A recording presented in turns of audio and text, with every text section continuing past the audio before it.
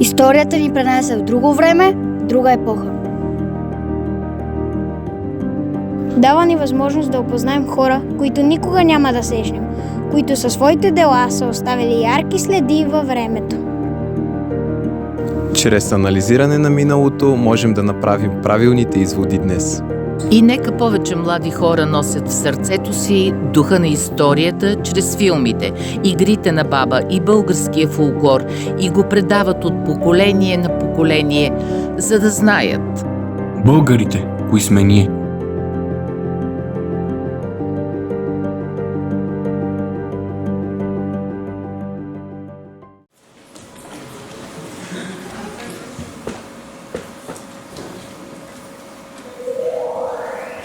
И аз съм дето Тоне Колев.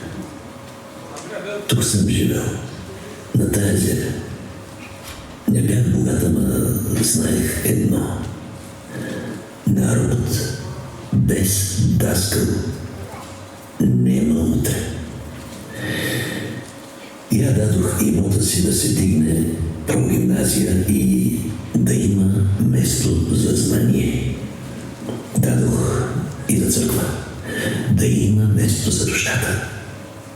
Не го сторих за паметник, не го сторих за хвалба, сторих го за децата.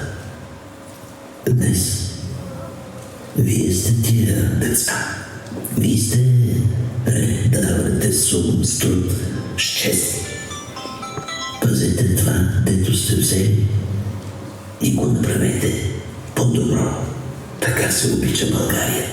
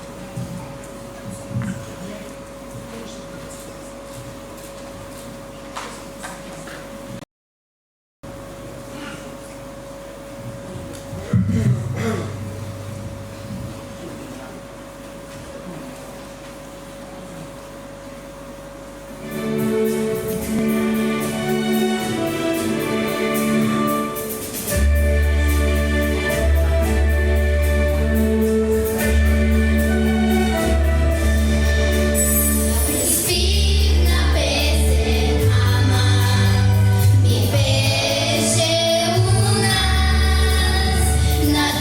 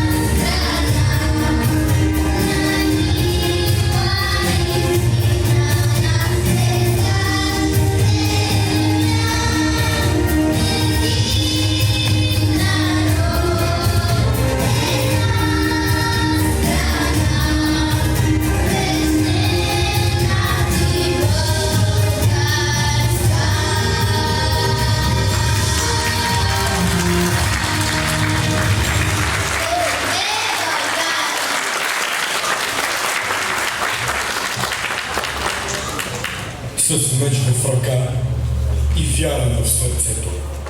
Хан Аспарух извоюва земя, върху която да се издигне държава. Силна, свободна и достойна, която ще устои на времето. България. От онзи миг до днес минават векове на изпитания, но държавата остава. Остава името, остава народът. Защото България не е просто територия. България е воля, България е чест, България е съдба.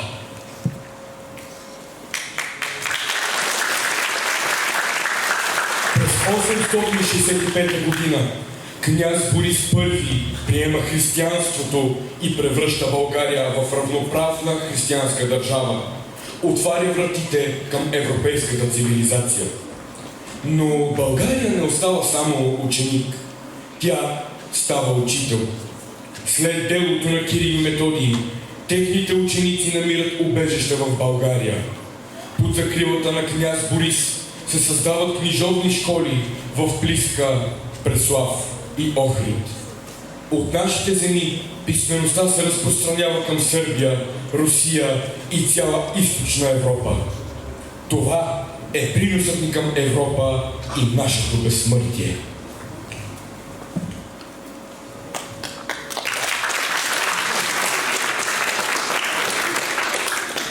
Днес сме тук, за да събудим духа на знанието и себепознанието.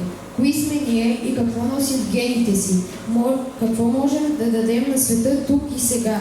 Глаголицата е нашата първа българска азбука. Тя е написана за българите от светите братя Кирил и Методий и е защитена от тях на Велик църковен събор. Свято е тяхното дело за българският народ, защото през него се проправя пътя на българският език и писменост, защото чрез него се дава право на българите да имат своя самостоятелна църква и култура. Глаголицата е създадена с цел изписване и разпространение на Божието Слово. В началото беше Словото и Словото беше от Бога. Той идва, за да промени света, да промени живота, за да ни поведе към умиротворение, духовна чистота, цялостно здраве и красота в делата ни. Днес ние не бива да губим време, а да извадим от забвение и да приложим в живота си цялото знание за българската писменост и култура. И нека чрез стиховете на глаголицата достигнем и докоснем всички чисти сърца. И да бъдем по-добри хора и да казваме по-често благодаря. Ще чуете стихове и глаголицата живата азбука. Стихове за глаголицата. Да някои това са само знаци, за други слова скрити. Манна небесна се затрети, във всеки знак обаче послание се крие. Път обухва или родлив, във всеки знак има е само за уния. Душа разтворили за глаголицата свидна и мила.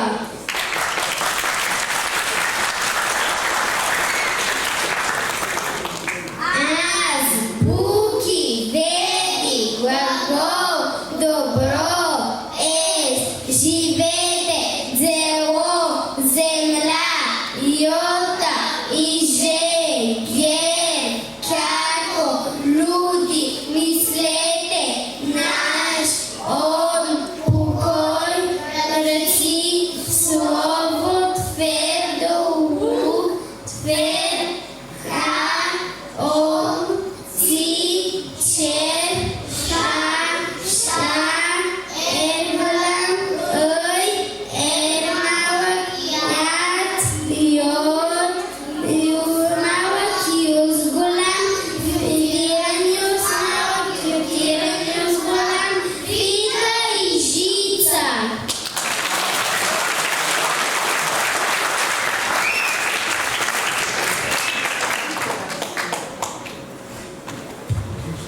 О, неразумни юрле! С тези думи започва възраждането на един народ. Историята ни става оръжие на духа.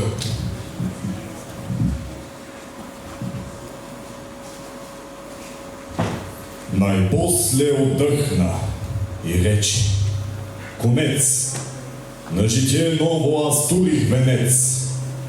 И хвърли той поглед, любовен, приветен, към този труд довършен, подвиг многолетен. На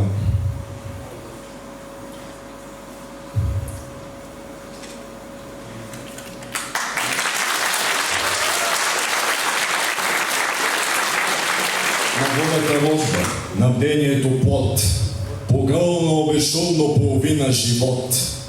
Житие велико. И вдигна те с листи и викна високо: от днеска нататък български род история има и става народ. Тъй имал беше този мъж, в килията скрит, с поглед умислен, бъдещето впит, който много бдение утрени пропусна, но пачето перо нивга не изпусна. Но против канона и черковни извън работи без почивка, отдих, сън. Тъй имал беше този мъж преди 120 години. Този див светогорец, за рая негоден, и хвърляше тайно през мрака тогас най-първата искра в народната свяст.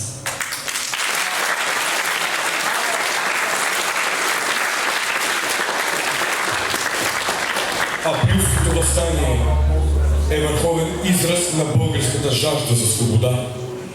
Макар и потушено жестоко, то показва пред света, че българският народ е готов да умре за своята независимост.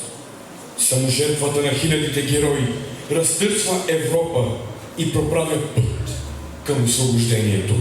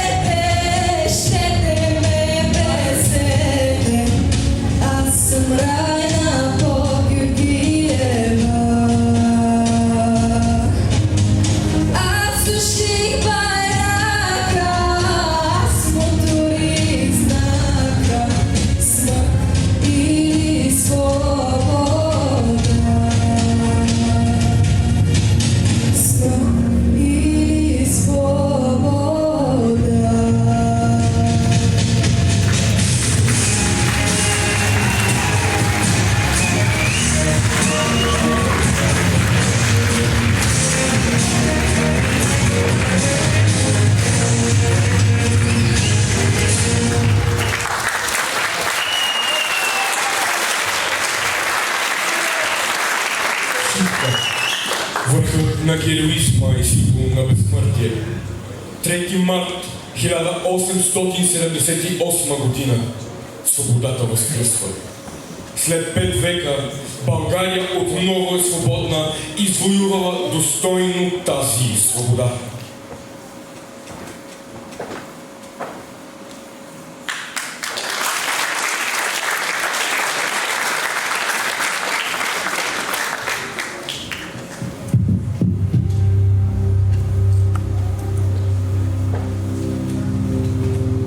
Нека носим още срама по челото. Синила от бича следи от теглото.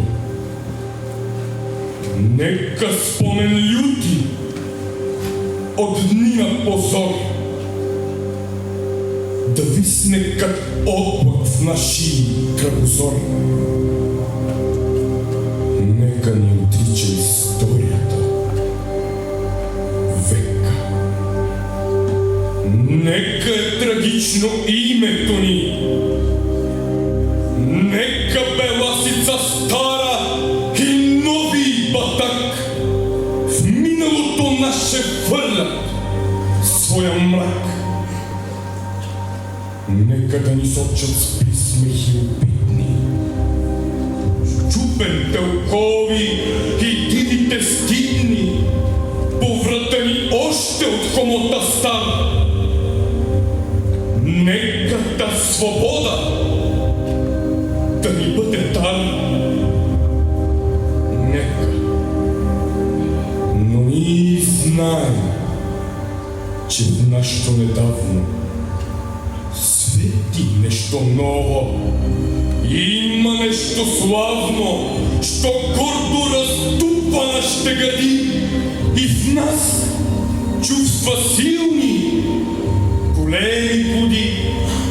Защото там не иде навръх планината, що небето синьо крепи с рамената, издига се някой див, чудовен връх, покрит с пеки кости и с кървав мъх.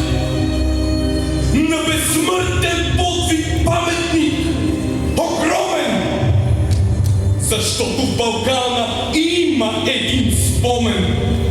Има едно име, що вечно живее и в нашата история като легенда крей. Едно име ново, голямо, антично, като Термопили славно, безгранично, що отговор дава и смива срамът и на клеветата струшава зъбът. О, шика! 3 деня младите дружини как прохода бранят. Горските долини трепетно повтарят на боя реват. Пристъпи ужасни! 12-ти път гъсти орди лазят по урвата дива и тела я стера и кръв я залива. Бури подир бури! Рояк след рояк Сюлейман безумни сочи върха пак и вика: търчете там у сараите!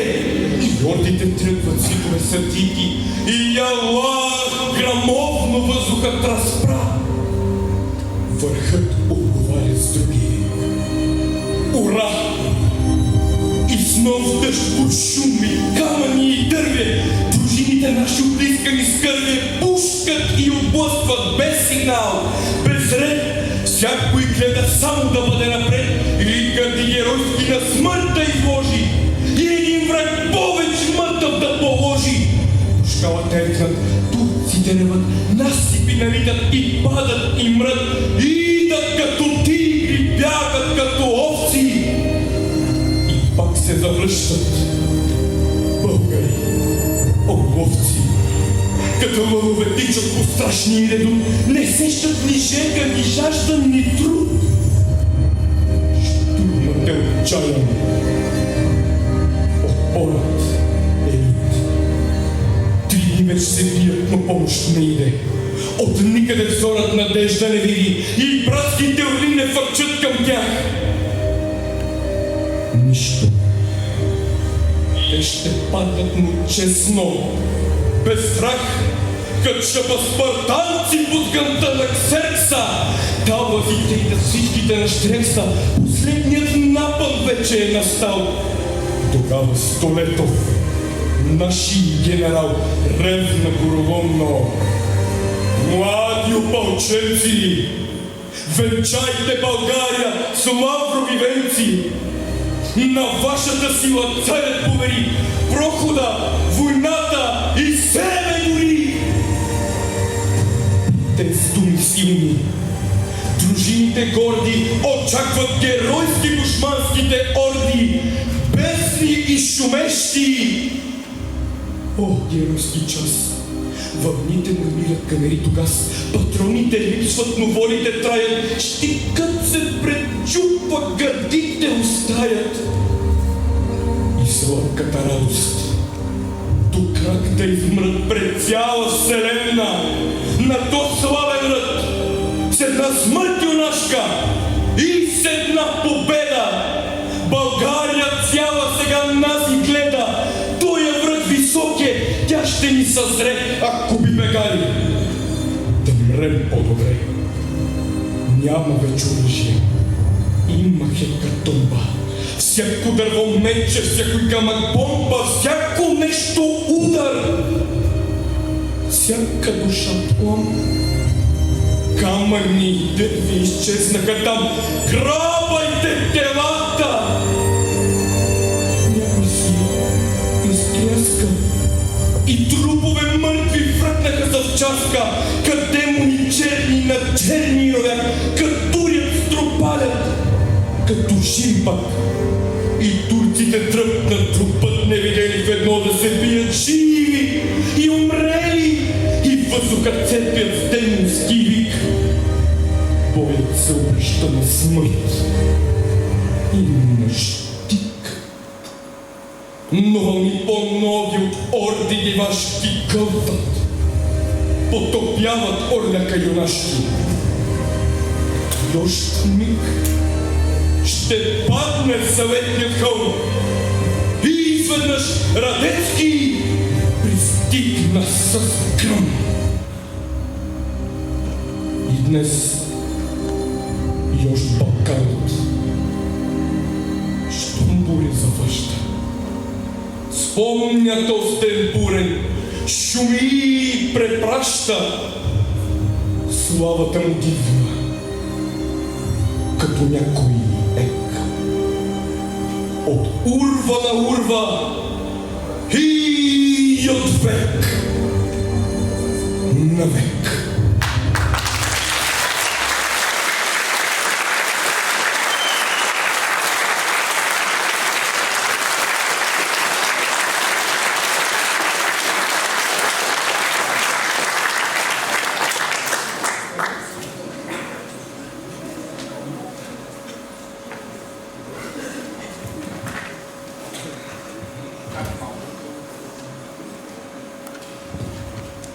България заявява пред света: ние сме свободни и независими. Държавата ни застава равна сред европейските народи.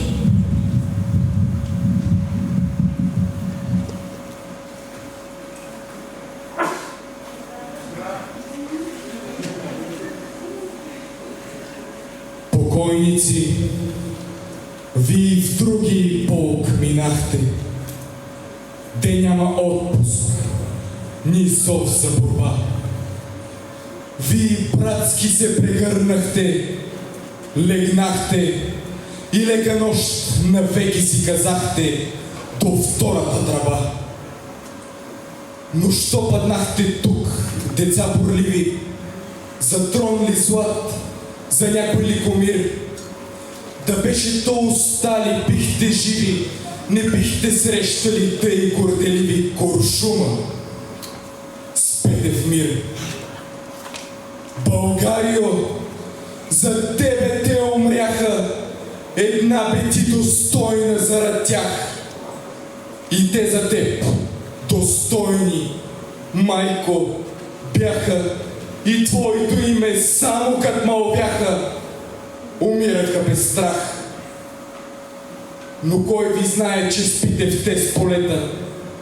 Над вашия гроб забвението цъфти.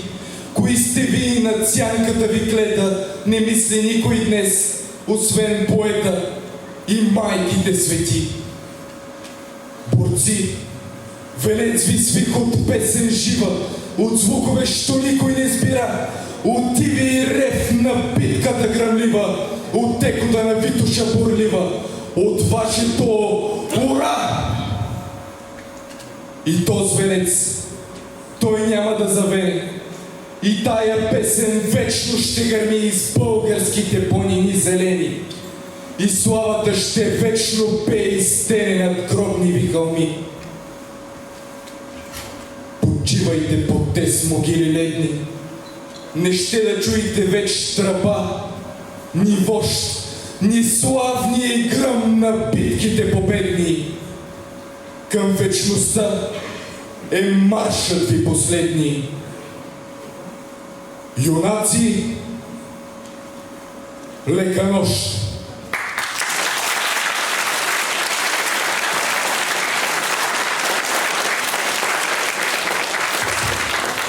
България заявява пред света. Ние сме свободни и независими. Държавата ни застава равна пред европейските народи. Днес младостта пише новата история. Днес щафетата е във вашите ръце. Чрез киното, чрез презентациите, чрез таланта си, вие разказвате България на света. Фестивалът в Сливница е доказателство, че българският дух продължава да твори, да мечтае и да побеждава.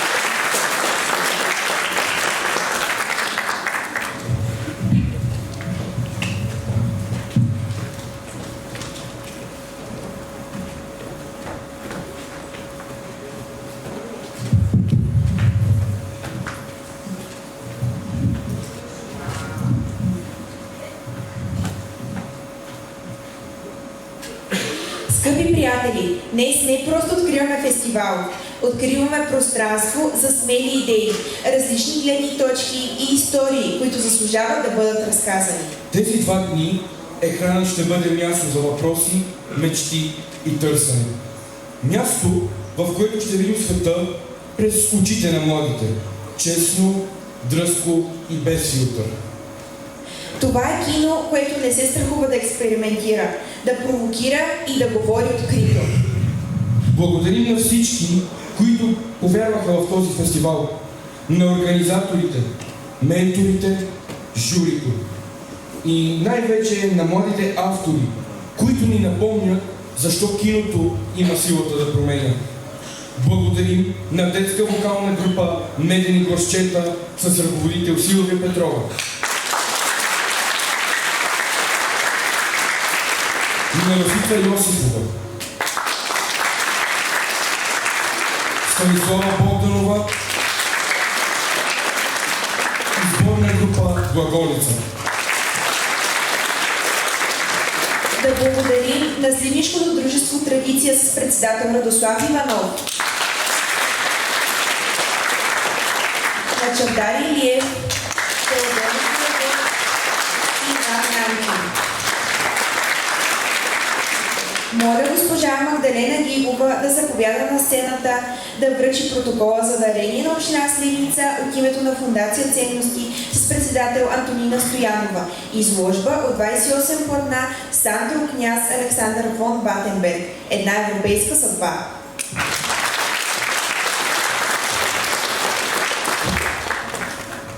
Здравейте всички! Всъщност аз нося един документ за дарение. Фондация Ценности, която съществува от 1998 година, има за цел колкото е възможно повече да популяризира българската наука, култура, образование, е насочена към младите хора. Тя организира и национален исторически конкурс всяка година, в който ученици изследват, пишат по дадена историческа тема. Изложбата, която надявам се да стане част от Общинския музей в Сливница, вече гостува за първи път в парламента, после в Националната художествена галерия, после в Историческия музей в Пловдив и в посолството ни в Черна гора. Но Фондация Ценности и госпожа Антонина Стоянова решиха, че всъщност най-хубавото място, където да остане за постоянно тази изложба за княз Александър фон Батенберг, е Сливница.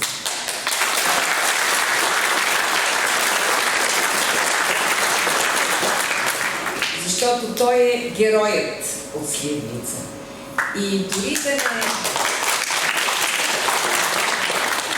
Сигурна съм, че всички знаят много факти за него, но за тази изложба е работил екип от 4 души историци 3 години.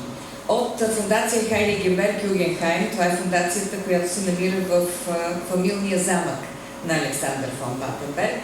И съм сигурна, че всеки ще намери нещо за себе си, нещо ново, някакво свое лично откритие в тези 28 платна. Пожелавам на изложбата да има много посетители, както и музея, за да могат колкото може повече хора да научат за тази необикновена личност и да идват тук, в Сливница, за да видят вашия музей. Успех!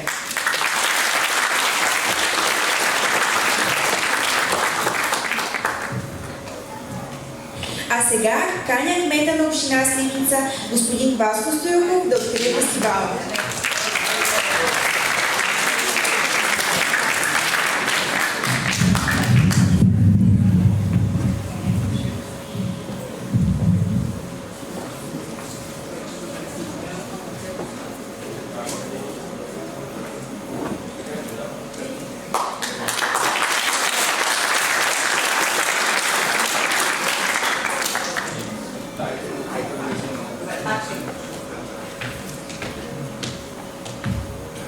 Нека да бъде тържествено наистина.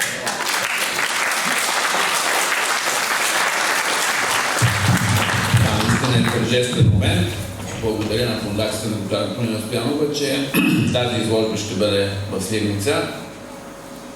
Това е нашия княз Александър Батенберг, сливнишкият герой. Така го кръщава западната преса след тези епични битки, които се случили по нашите земи.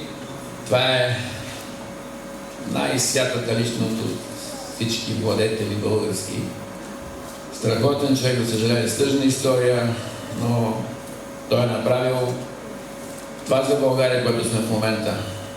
Съединението, след това да си го защитиме и да ни даде възможност да се развиваме.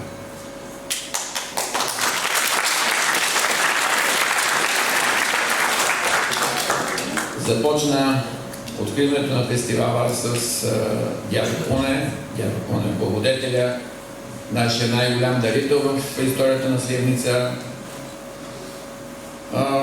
Хубавото, че в последно време дарителството се възражда в България. Той е така до голяма степен много национална българска черта. Имаше един период, когато дарителството беше така доста изостанало, почти нямаше дарители. В последно време се заражда дарителството, така че очакваме още много дарители. Факт е, че ние в момента, строейки музея, всъщност не строейки, реставрирайки това училище, което ни го беше завещал Дядо Пуне, което беше пред самосрутване, вече се превръща в една страхотна сграда, така че там получаваме много дарения, които след това ще ги експонираме в музея. Така че ние и към Дядо Пуне си изпълняваме в момента дълга сградата да не падне, да се превърне в едно от най-хубавите културни средища в града. Така че вече с тези дарения и с даренията от всички граждани, които имат различни експонати, ние вече събираме, за да може да напълним музея и около 24 май, когато ни е празника на града, се надяваме да успеем да го открием и да бъде едно от хубавите, интересни места в нашия град.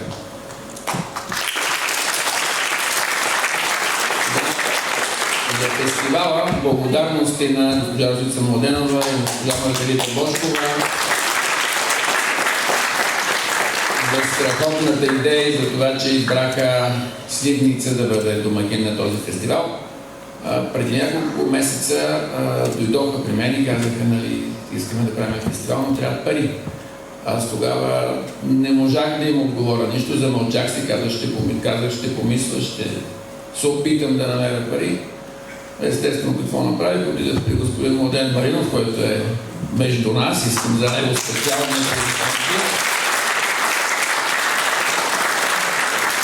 поделих, че ни трябват пари и така се случи, че успяхме да спечелим един проект, който е финансиран с европейски средства за култура. И то не само този фестивал, успяхме да си финансираме и театралната постановка, която пред няколко дена, всъщност миналата събота, аматьори от нашия град играха повече от професионалисти и си имаме вече състав театрален българ сливнишки, който има и страхотна постановка, така че финансирахме си и създаването на тази постановка, финансирахме си и детския фестивал, който преди няколко дена тук се чеше в салона, фестивала на сиренето, който е в момента съпътстващ с този фестивал. Така че успяхме за култура да извлечеме немалко средства. И за да не кажа някой, нали, защо за култура, въпреки че аз на културата знаете, че най-много държа и на спорта, само ще успокоя нашите съграждани, че в момента и асфалтираме. Така че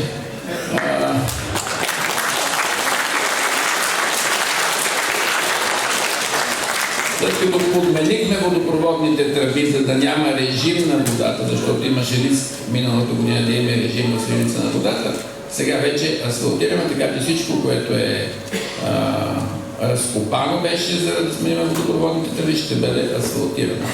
И още нещо много важно за нашите учители, директорите на гимназията и най-вече за всички родители на деца, които са от първи до четвърти клас и на децата, които са от първи до четвърти клас.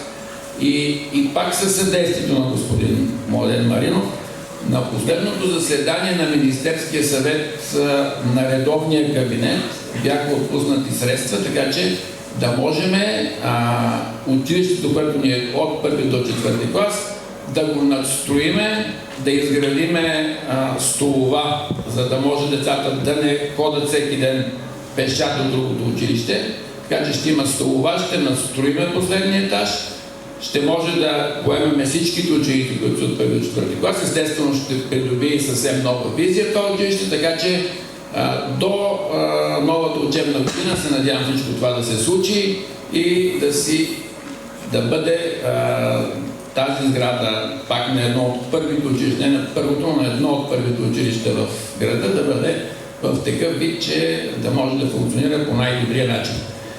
И сега последно да пожелая голям успех на нашия фестивал.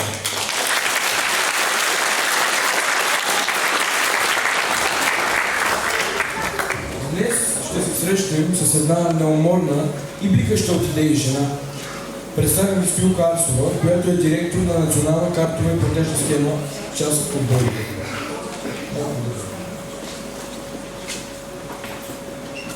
Скъпи приятели, пожелаваме ви вдъхновяващи прожекции. Смели разговори и срещи, които остават дълго след финалните надписи. Да започне. Каним всички заедно да поднесем цветя пред мемориал Героите на Сливница. След това ви чакаме обратно в залата, за да продължим нашата работа.